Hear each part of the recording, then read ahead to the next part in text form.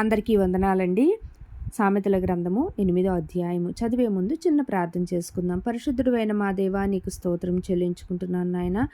ప్రభా, చదువుతున్న నన్ను వినుచున్న వారందరినీ జ్ఞాపకం చేసుకోమని యేసే అతి పరిశుద్ధ నామంలో అడుగుతున్నాను తండ్రి, ఆమేన్.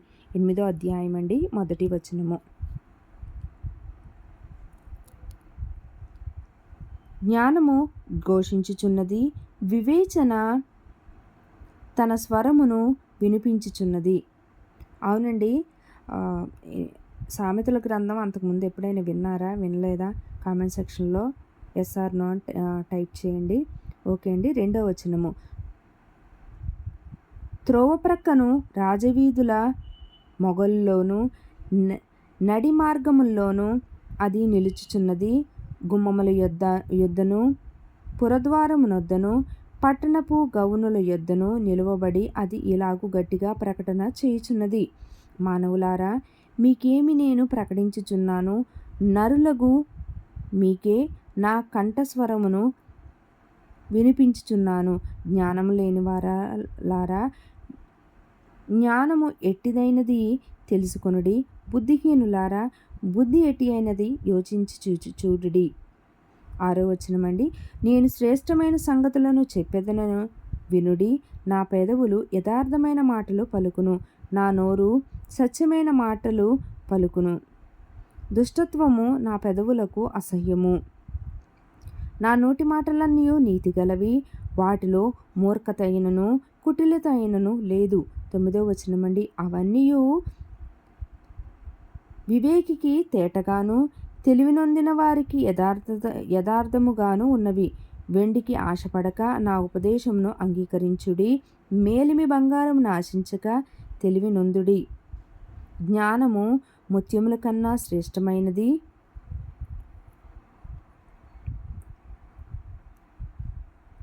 విలువగల సొత్తు లేవియు దానిలో సాటి కావు. జ్ఞానమును నేను చాతుర్యమును నాకు నివాసముగా చేసుకొని ఉన్నాను. సదుపాయములు తెలుసుకొనుట నా చేతనగును. 13వ వచనము. యెహోవా యందు భయభక్తులు కలిగి ఉండుట చెడుతనమును అసహ్యించుకొనుటయే. గర్వము, అహంకారము, దుర్మార్గత, కుటిలమైన మాటలు నాకు అసహ్యములు. 14వ వచనమండి. ఆలోచన చెప్పుటయు లెస్సైన జ్ఞానమునిచ్చుటయు నా వశము. జ్ఞానాధారము నేనే, పరాక్రమము నాదే. నా వలన రాజులు ఏలుదురు, అధికారులు న్యాయమును బట్టి పాలన చేయుదురు. నా వలన అధిపతులను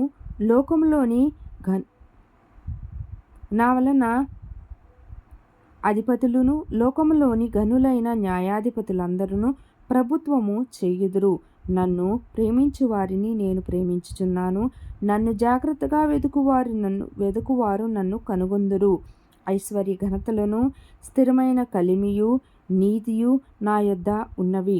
19వ వచనము. మేలిమి బంగారు కంటెను అపరంజి కంటెను నా వలన కలుగు ఫలము మంచిది. ప్రశస్తమైన వెండి కంటే నా వలన కలుగు వచ్చుబడి దొడ్డది.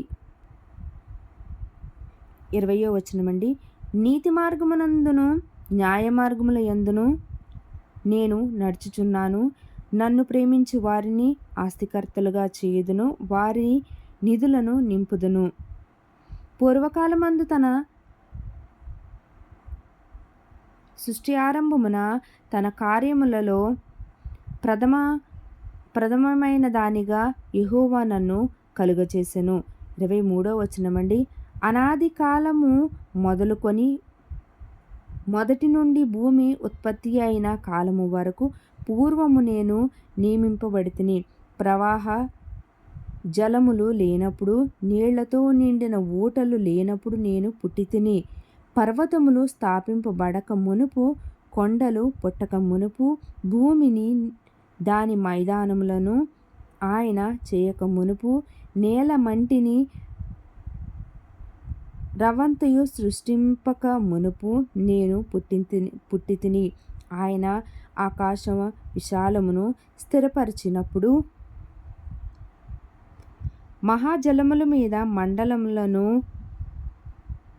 నిర్ణయించినప్పుడు నేనక్కడ ఉంటిని. ఆయన పైన ఆకాశమును స్థిరపరిచినప్పుడు, జలధారలను ఆయన బిగించినప్పుడు, జలములు తమ సరిహద్దులు మీరకుండునట్లు ఆయన సముద్రమునకు పొలిమేరను ఏర్పరిచినప్పుడు, భూమి యొక్క పునాదులు నిర్ణయించినప్పుడు, నేను ఆయన యొద్ద ప్రధాన శిల్పినై అనుదినము సంతోషించుచు నిత్యము ఆయన సన్నిధిని ఆనందించుచు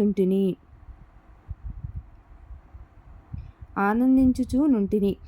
ఆయన కలుగచేసిన పరలోకమును బట్టి సంతోషించుచు నరులను చూచి ఆనందించుచుంటిని. కావున పిల్లలారా, నా మాట ఆలకించుడి. నా మార్గముల అనుసరించువారు ధన్యులు.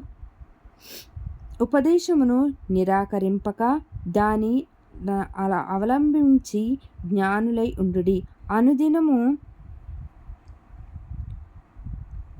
నా గడప యొద్ద కనిపెట్టుకొని, నా ద్వారబంధముల యొద్ద కాచుకొని, నా ఉపదేశము వినువారు ధన్యులు. నన్ను కనుగొనువాడు జీవమును కనుగొనును, యెహోవా కటాక్షము వానికి కలుగును.